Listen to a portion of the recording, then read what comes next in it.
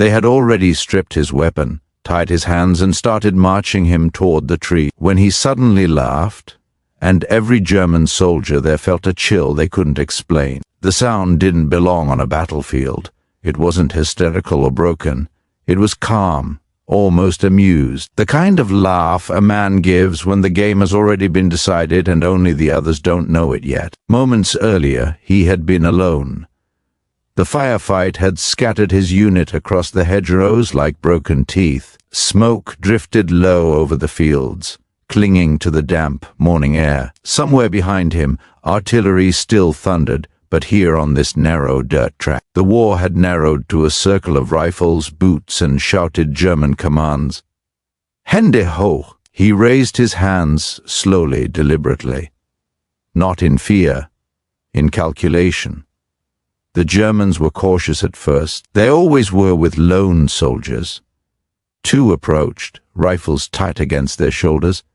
Another flanked wide. The rest formed a loose ring, confident now. There were more than 20 of them, experienced infantry, alert but relaxed. This was routine. Capture the straggler. March him back. Interrogate. Move on. They missed the small details. They didn't notice how his eyes kept counting. They didn't notice how his breathing slowed instead of quickened. They didn't notice that he was smiling. When they took his rifle, he let it go easily.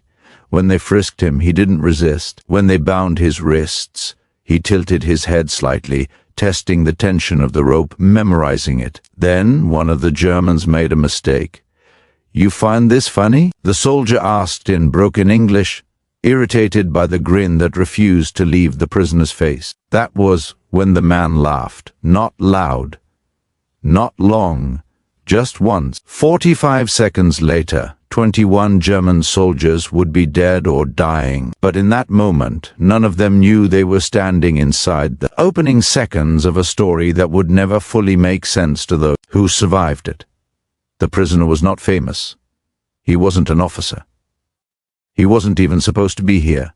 His unit had been rushed forward days earlier to plug a gap in the line, then pulled back, then thrown forward again. Sleep had been a rumor, food an afterthought. But training had been relentless. Years earlier, he had learned how to fight when outnumbered, how to turn proximity into advantage, how fear spread faster than bullets when men realized too late they were in the wrong place. The Germans began moving him toward the tree line. That was when he shifted his weight. It was subtle, barely visible. One boot slid half an inch in the mud. His shoulders rolled forward just enough to loosen the rope. His wrists twisted not to break free but to prepare. The closest guard glanced away for half a second. That was all it took. The man surged forward, driving his bound hands into the guard's throat with brutal precision. Cartilage collapsed. The rifle slipped. Before the body hit the ground, the prisoner already caught the weapon, wrenched it free, and fired. The first shot dropped a second German instantly. Chaos erupted. Shots, muzzles flashing, boots scrambling for footing. But chaos was exactly what he needed. He moved inside their line, not away from it. Too close for rifles. Too fast for orders.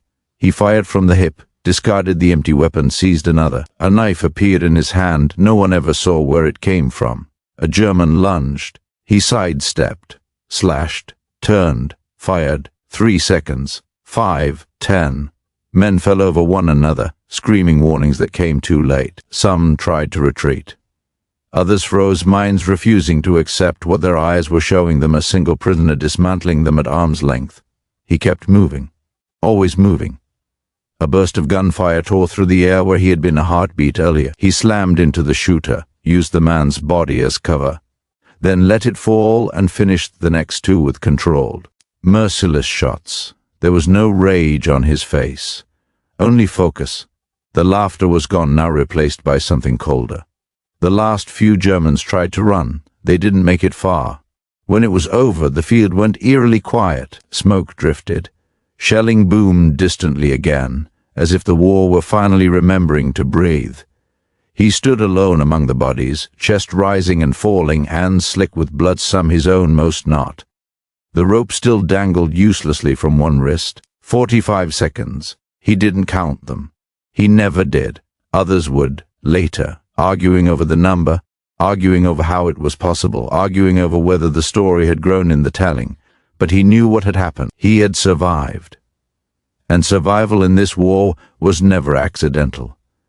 As he wiped his hands on his torn uniform and scanned the tree line for more movement, he allowed himself one final thought before the next danger arrived: they should never have taken me alive. The war wasn't finished with him yet. But before the Germans ever captured him, before the laughter, before the 45 seconds that would define his life, he had been just another name on a roster written in pencil, the kind that smudged easily. He came from nowhere remarkable. A small town with more cows than people, where winters taught patience and silence taught endurance. He had learned early how to work without praise and endure without complaint. When the war came, it didn't feel like destiny. It felt like obligation.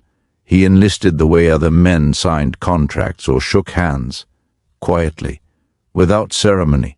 Training stripped him down and rebuilt him piece by piece. Long marches, live fire drills, hand-to-hand combat taught not as sport, but as survival.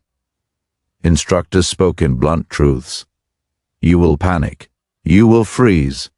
Unless you train your body to act before your mind betrays you. He learned how to fight in darkness, how to listen for breathing instead of footsteps, how to use another man's momentum against him, how fear smelled sharp, metallic, and how it spread when men realized control was slipping.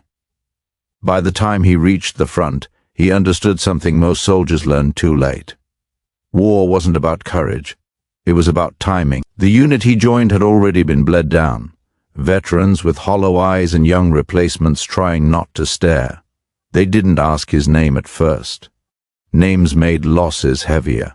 He didn't ask theirs either. They called him lucky after his third week, when a mortar landed close enough to shower him with dirt but failed to kill him. He hadn't laughed then. He'd just stood up, shaken himself off, and kept moving. Luck had nothing to do with it. The days blurred together: advance, dig in, withdraw, repeat. Orders changed faster than terrain. One night they held a crossroads. The next, they were told to abandon it without explanation. Rumors spread like disease. German armor. SS units. Counterattacks coming at dawn. Sleep became fragmented, shallow. Dreams were worse than waking. The day it happened, the day he was captured, began like any other. A push forward through uneven ground, visibility poor, communications worse. Artillery had churned the earth into something that barely qualified as land. Trees stood splintered, their branches hanging like broken arms. Then the line fractured. An explosion too close, a shouted warning cut short. Smoke swallowed everything. When it cleared, he found himself separated, crouched behind a low embankment, listening to voices that weren't his own. German voices. He knew the odds instantly. Too many. Too close.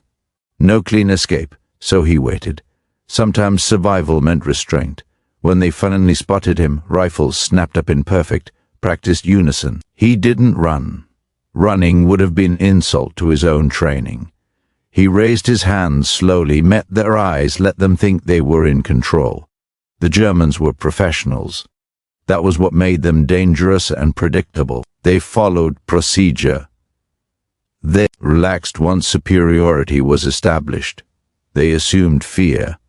They were wrong. As they marched him away, past the place where his unit had vanished, he felt something unexpected, not dread, but clarity. His mind sharpened. The world narrowed to distances, angles, timing. When the soldier asked if he found it funny, the laugh came before he consciously decided to release it. Because in that instant he saw it. The spacing. The mistakes. The moment. What followed would be remembered as madness by those who found the bodies later, as exaggeration by those who heard it secondhand, as impossible by those who tried to calculate it on paper. But for him it had been simple. Movement. Violence. Flow. After the last echo of gunfire faded, he didn't celebrate. He didn't pause. He didn't even linger. He checked weapons, scavenged ammunition, and moved. because the battlefield never stayed empty for long. He headed east, keeping low, avoiding open ground. The Germans would come. They always did. Patrols would find the scene, see the carnage, and respond with anger. And anger made men careless. Hours later, he reached friendly lines just before dusk, mud-streaked, blood-soaked, eyes too steady for someone who should have been broken. The sentry nearly shot him. Only when he collapsed forward, exhaustion finally claiming its debt, did anyone realize he was laughing again softly this time, without humor. Not because it was funny, because he was still alive, and because he knew, deep down, that the war had marked him now. Stories would follow him, whispers, disbelief. But the worst part, the part no one would ever fully understand, was that those 45 seconds would replay in his mind for the rest of his life. Not as triumph, as inevitability. And the war wasn't finished asking things of him yet. He woke in a medical tent with a pounding head and the sour taste of antiseptic on his tongue, staring up at canvas that rippled with every gust of wind. For a moment, he didn't know where he was. That happens sometimes now. Then the sounds came back, the distant artillery, boots moving outside, a man coughing somewhere nearby, and memory snapped into place with cruel precision. The rope, the rifle, the first body hitting the ground. His jaw tightened. A medic noticed his eyes open and leaned over him. "Easy," the man said. "You're safe." Safe was a relative word. They'd found him hours after he reached friendly lines, half collapsed, bleeding from a shallow graze along his ribs and a deeper cut on his forearm. Nothing fatal. Nothing that explained why his hands still shook when he wasn't forcing them to stay still. Word spread quickly in war zones, faster than bullets sometimes. By nightfall, officers were visiting the tent under the pretense of checking on morale. They asked careful questions: how many Germans, where exactly, what weapons. He answered plainly. He didn't embellish. He didn't need to. The looks they exchanged said everything. 21 in 45 seconds didn't sound like a report. It sounded like a story soldiers told to scare replacements. A myth meant to make fear manageable. One captain laughed outright when he heard it, not mockingly, nervously, as if laughter were the only way to make sense of something that threatened his understanding of reality. Another officer didn't laugh at all. He simply stared at the man's hands, then at his eyes, and nodded once. "Get him some rest," the officer said. "We'll sort the rest later." Later never came the way anyone expected. By the next morning, German patrols had discovered the site. Reports filtered back through intercepted chatter and aerial observation. Something had gone wrong. Badly wrong. German units were jumpy, overreacting to shadows, tightening patrol spacing in ways that slowed them down. Fear, it turned out, was contagious. The man was sent back to his unit with no ceremony, no medal. No handshake, just a quiet directive to rejoin the line. That was how armies handled things they didn't quite know how to explain. Among his fellow soldiers, the reaction was different. They didn't ask if it was true. They watched how he moved. He cleaned his weapon methodically, checking each part twice. He sat with his back to cover without thinking about it. He slept lightly, eyes opening at the smallest unfamiliar sound. Men began choosing to sit near him without saying why. When patrols went out at night, someone always asked if he was coming, not because he was fearless, because he made fear manageable. The Germans noticed too. Over the following days, resistance stiffened in odd places, then collapsed unexpectedly in others. Patrols pulled back sooner than doctrine suggested. Fire discipline faltered. Orders were followed more rigidly, less creatively. The elite infantry units on that sector of the line had lost something they didn't know how to name: confidence. One night, during a lull, a young replacement finally asked him the question everyone else avoided. "Why'd you laugh?" The man didn't answer immediately. He kept his eyes on the dark tree line beyond the foxholes, where the night swallowed shapes whole. "Because they thought it was over," he said at last. "And it wasn't. That was all. The next engagement came hard and fast. German forces attempted a probing attack at dawn, testing the line with mortar fire and infantry advances. The man found himself moving again, crawling, firing, advancing by instinct rather than thought. He was good at this now. That realization frightened him more than the Germans ever had. During the fight, he spotted something familiar: a patrol formation too tight, a hesitation before movement. The same assumption, the same belief that superiority equaled control. He exploited it without mercy. Afterward, when the ground fell quiet and casualties were counted, his platoon sergeant clapped him once on the shoulder. "Hell of a thing you did," the sergeant said, not smiling. The man nodded. Compliment felt heavy now, like debts. At night, when sleep came, it brought fragments. Not nightmares, something worse. Perfectly clear moments replayed in silence. The way a man's eyes widened. The sound of breath leaving a body too fast. The weight of a rifle changing hands. He didn't wake screaming, he woke alert. Weeks passed, the front shifted. New objectives replaced old ones. But the story followed him, changing shape as it went. Sometimes it was 15 Germans, sometimes 30. Sometimes he was wounded, sometimes he was unarmed the entire time. He corrected no one. Truth, he had learned, rarely survived contact with belief. What mattered was that something fundamental had changed, not just in him, but in the way the enemy moved, hesitated, second-guessed. One moment of violence had rippled outward, bending decisions made by men miles away who would never know his name. Late one evening, an intelligence officer approached him with unusual politeness. "There's talk," the officer said carefully, "higher up. They're trying to piece together what happened." The man looked at him, expression unreadable. "Why?" The officer hesitated. "Because it shouldn't have been possible." The man considered that. Then he shook his head. "It was," he said. "They just didn't think it would be." That night, artillery lit the horizon again, and the war rolled forward as it always did, indifferent, relentless. But somewhere behind the German lines, commanders were revising assumptions, adjusting procedures, teaching men to expect the unexpected. All because once they had taken a man alive, and he had laughed. By the time autumn began to creep into the air, the war had learned his rhythm. It wasn't written anywhere official. No file bore his name in red ink, but patterns have a way of announcing themselves to those who pay attention. And both sides of the line were paying attention now. German patrols changed their spacing. Allied commanders adjusted assignments, and quietly, almost invisibly, he was shifted, not promoted, not reassigned with ceremony, just moved where the fighting was expected to be worst, the places where things broke. He noticed it the third time it happened. Orders came down late, coordinates vague, the kind of mission that sounded simple on paper and lethal in practice: reconnaissance in force, probe the line, identify resistance.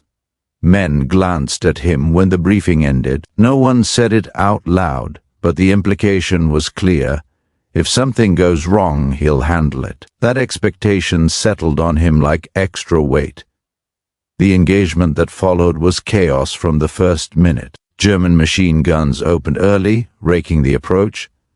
Mortars walked forward with practiced precision. The ground erupted, swallowing sound and sight.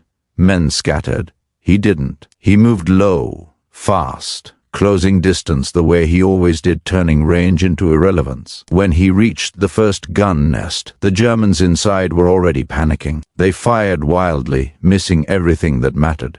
He ended it quickly. The platoon followed in his wake, momentum building behind him like a wave finally allowed to break. When the position fell, the Germans withdrew too quickly, too completely. They were afraid again. Afterward, as the wounded were pulled back and ammo redistributed, the platoon commander found him sitting alone, cleaning his knife. "You okay?" the officer asked. The man nodded. It was the truth, mostly. What he didn't say was that something inside him had shifted since the capture, since the 45 seconds. He no longer wondered if he could survive certain situations, only how efficiently. That thought disturbed him more than death ever had. That night, while rain pattered softly against his helmet, he listened to German voices drifting across no man's land. Orders, laughter. Normal sounds of men who believed the rules still applied. He wondered how long that belief would last. The answer came sooner than expected. 2 nights later, the Germans launched counter-patrol, aggressive, confident, clearly designed to send a message. They pushed hard, probing for weakness. Instead, they found him. The encounter was brief, violent, disorienting. When it was over, the Germans withdrew again, leaving behind confusion and unanswered questions. By the following week, something strange began to happen. German units started overestimating Allied strength in areas where he operated. Recon reports grew cautious. Attacks delayed, opportunities missed. A myth was forming. And myths, he knew, were dangerous things, because they stopped being about reality. One evening, while he and another soldier shared a can of cold rations, the man finally voiced what everyone else danced around. "They say you enjoy it," the soldier said quietly. "Killing." The words landed harder than any blow. He looked at the man, not angry, not offended, just tired. "No," he said after a long pause. "I enjoy living." That distinction mattered to him. It always had. But war had a way of flattening distinction. Higher command noticed the shifts on the German side. Intelligence officers pieced together fragments, intercepts, patrol reports, prisoner statements. None of it pointed to a single man, but all of it suggested the enemy was responding to something specific, unpredictable, close, fast. Someone suggested special training. Another suggested rotation out. Neither idea went anywhere. The war needed results, and he produced them. By the midpoint of the campaign, his unit had become a quiet spearhead used sparingly, decisively. Each success made the next assignment more dangerous. That was how wars consumed men like him. By the way, if you're still with me here, holding your breath through these moments where history turns on seconds and decisions, make sure you hit subscribe. There's more ahead, and what comes next costs, even more than what's already been paid. The next operation was different. This time, the Germans were ready. Ambush was textbook crossfire, overlapping arcs, disciplined withdrawal, the kind of trap designed to bleed confidence out of attackers. It nearly worked. Pinned down, rounds snapping inches overhead, he felt something he hadn't felt in a long time. Uncertainty. For the first time since his capture, there was no clear opening, no obvious mistake. The Germans had learned. They were adapting. Men around him shouted for orders. Someone screamed. Someone else stopped moving entirely. He made a decision, not bold, not heroic. Necessary. He crawled forward under fire, using craters and bodies alike for cover. When he reached the edge of the kill zone, he waited, counting heartbeats instead of seconds. Then he moved. The German line wavered as he broke through, not because of surprise, but because fear had already hollowed it out. They remembered the stories. The impossible encounter, the man who laughed. They hesitated. Hesitation killed them. When the firing stopped, the position was theirs. But the cost was higher than before, too high to ignore. Later, as dusk settled and medics worked silently, he sat alone again, hands steady, expression unreadable. A junior officer approached, hesitating. "They're talking about you," the officer said. "Come on, they want to understand how you do what you do." The man looked up slowly. "Then they're asking the wrong question," he said. "Why's that?" "Because I don't do it," he replied. "I survive it." That night, as the front fell quiet, he wondered how long survival could keep outrunning consequence. The Germans were learning. The Allies were watching. And the war, patient, relentless, was preparing its next demand. The following morning brought a sky heavy with gunmetal clouds, the kind that promised rain but delivered only cold wind. The battlefield had quieted overnight, but tension hung thicker than fog. Every movement, every whisper, every distant rumble seemed amplified in the ears of the soldiers who had seen what he could do. He moved through the trenches like a shadow, silent, purposeful, aware of every rifle, every shell crater, every silhouette that might conceal the enemy. His body remembered the last engagements better than his mind could process. The rapid disarmings, the pivoting maneuvers, the way 21 men had fallen in 45 seconds. Every movement had left a scar somewhere on a comrade, on himself, in memory. But there was no time for reflection. War never paused. Orders came down that morning, a forward reconnaissance into a sector recently reinforced by German troops. Intelligence reports were vague, fragmented. The few scouts who had returned spoke of fortifications and ambushes, but the war demanded action. And he was already on the edge of it, poised to act before anyone could rethink the plan. His unit hesitated at the tree line. The new German positions were well concealed, the ground churned by artillery and booby traps. Men glanced at him. They expected a plan, a signal, leadership. They always did. But he didn't pause. He assessed the terrain and enemy posture with mechanical precision, noting angles of fire, flanking opportunities, and the weakest points that could be exploited. This was his element. The first German patrol appeared a small group sent to probe Allied movements. He moved quietly behind cover, counting each step they took, predicting their rhythm. When the patrol reached a point of perceived safety, he struck, not with panic or fury, but with the deliberate efficiency that had become his trademark. Within seconds, he had neutralized the patrol without alerting the entire enemy line. Silence fell again, and the men around him watched with awe. The story of 45 seconds was already legend, but now they were witnessing the quiet mechanics behind it: observation, anticipation, precision, and control. The Germans were learning, yes, but not fast enough. Minutes stretched like hours as he led the unit forward. Explosions rumbled in the distance, but his focus remained razor-sharp.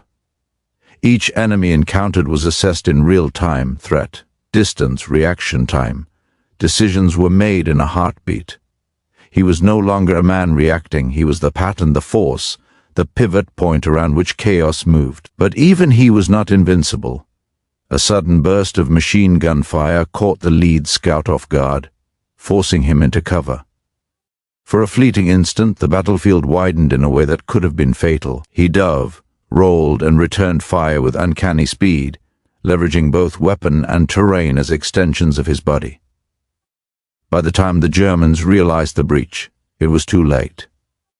The patrol was decimated, their positions compromised, and the line behind them in disarray. His unit surged, inspired by his decisive movement. For the first time in weeks, fear had been converted into momentum. They followed him through mud, smoke, and fire, each man moving faster because he had already set the pace, because survival had become almost tangible, almost visible in the way he moved. By the time the sun broke through the clouds that afternoon, the sector was secured.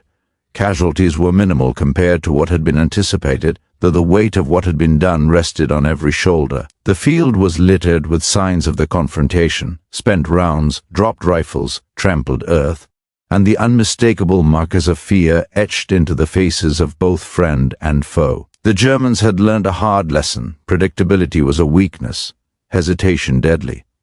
And even a single soldier could alter the course of engagements if he understood the rhythm of war. After the dust settled, he walked among his men, checking for injuries, quietly assessing their condition. He never spoke of his own narrow escapes. He never bragged.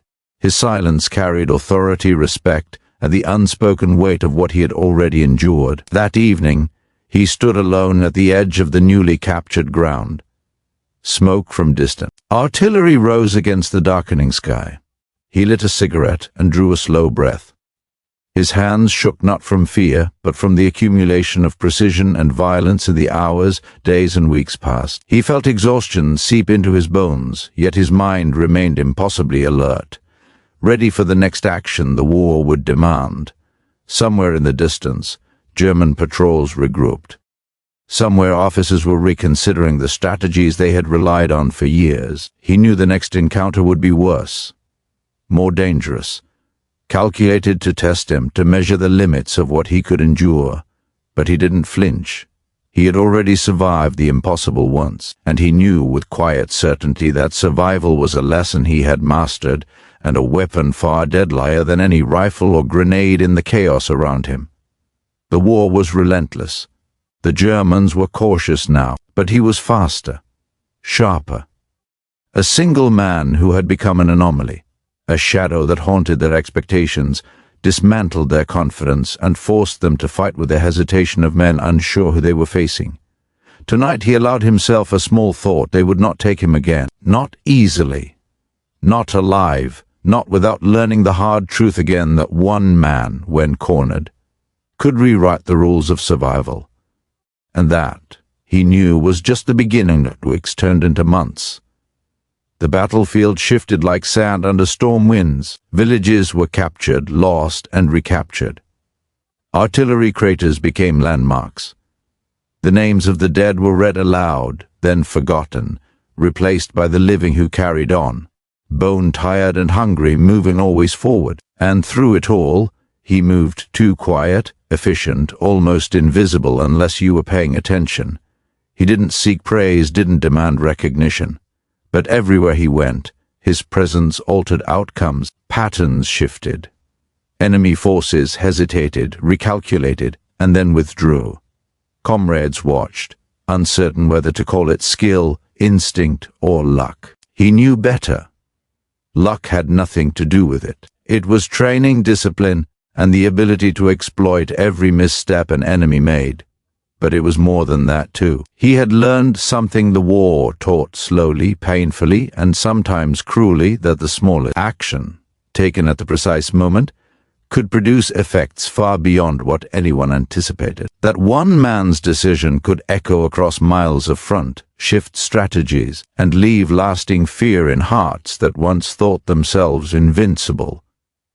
And so the legend grew. By the time winter descended, the story had spread in hushed tones among both Allied and German forces. The Germans whispered of the man who laughed when captured, the man who disarmed 21 soldiers in under a minute. Some dismissed it as exaggeration, impossible for any mortal being to accomplish. Others cursed the name he never gave, the soldier they would never catch, the ghost who haunted their patrols and left their units shaking in the mud.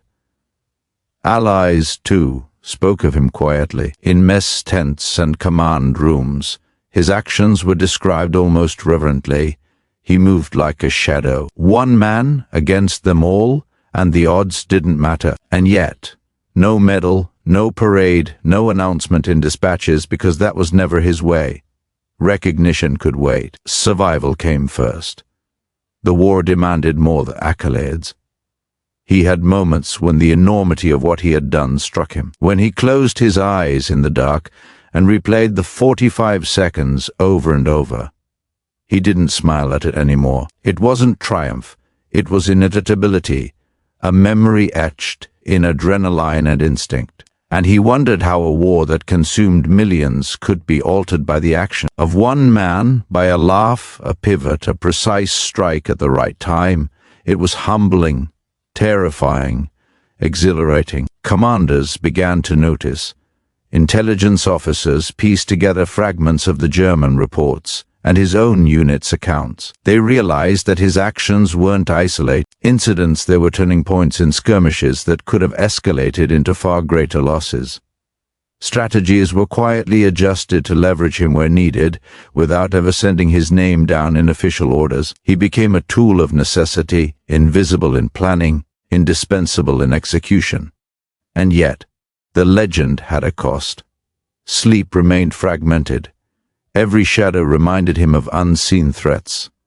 Every sudden sound could be an enemy patrol. Friends around him fell or disappeared, leaving him to carry on the dangerous momentum alone. He didn't stop. He didn't rest, except in short, calculated moments, because he knew hesitation could be fatal. The battlefield demanded everything, and he had already given nearly all he could. Sometimes he wondered if the men he had killed had families, faces, laughter he would never see again. Sometimes he imagined what it must have been like to be captured, to be the one expecting to end a man's life and to fail. But he pushed the thoughts away. Survival wasn't about remorse, it was about the next movement, the next decision, the next second. In letters he would later write, he said nothing of 45 seconds, of 21 fallen, of the fear etched in the eyes of his enemies. He wrote of mud, hunger, exhaustion, and the quiet, human moments between violence. But even in those letters, the edge of inevitability remained a shadow over every sentence. Historians would almost forget him. Stories would reduce him to numbers, a footnote, a statistic. But those who fought beside him, those who survived encounters that seemed impossible, knew the truth. The man was a force of nature, disciplined and precise, whose actions had shifted the balance in ways no report could fully capture. And in the quiet hours when no one was watching, he understood something the war had slowly taught him. Legends are easy to forget. Heroes are not, because heroes carry with them the impossible, live it, breathe it, survive it. And then, when the world seems ready to crush them, they rise again. The Germans still searched for him. Patrols prowled areas where he was likely to move. Intelligence officers scanned reports, every small encounter remembered and cross-referenced. And yet he remained elusive, untouchable by conventional means, bound only by human limitations he refused to test beyond necessity. He wasn't invincible, he was something rarer, prepared, and inevitable. As winter snow began to settle over the scarred landscape, he readied himself for the next movement. Orders were coming, as always, and the war never paused to grant mercy. He smiled once, not because he enjoyed it, but because he knew what he was capable of, and the battlefield would soon remember again. The legend would continue, and the war would learn, over and over, that some men could not be cornered, could not be captured, and could not be defeated not by numbers, not by strategy, not by expectation. Because the impossible had already been done once, and he was ready to do it again. Spring arrived slowly, almost hesitantly, over the battle-scarred fields. Mud softened into new growth, and the distant echoes of artillery seemed less frequent, though never absent. The war, relentless and indifferent, had ground on for months. Yet through every offensive, every withdrawal, every ambush, he had persisted silent, efficient, untouchable, in ways that confounded both friend and foe. The legend of the 45 seconds had grown, whispered in the mud and trenches, carried by surviving soldiers like a talisman or a curse. Allies recounted it in hushed awe. A lone soldier captured laughed at his captors and struck down 21 men before anyone could process what happened. Germans murmured it among themselves, dismissing some details, embellishing others, but never forgetting that one man had humiliated them, survived, and remained free to strike again. Now, the man himself felt the weight of it. Not pride, not fear. Something deeper, the awareness that survival was not victory, and that living through the impossible demanded a price no medal could ever repay. That morning, reconnaissance reports indicated a significant German reinforcement moving through a valley below. The unit he was with prepared to intercept, but the terrain made frontal assault suicidal. The officer in charge looked at him, silently asking the question that had been unspoken for months. "Can you handle it?" He didn't answer with words. He only nodded. The attack began at dawn. Smoke and fog draped the valley like a shroud. Machine gun fire erupted from hidden bunkers. Mortars tore the ground where men had just been. Chaos was absolute. Yet he moved with clarity, each step deliberate, each breath timed. He wasn't charging blindly. He was orchestrating the battlefield around him, every movement, every pause, every strike calculated with precision.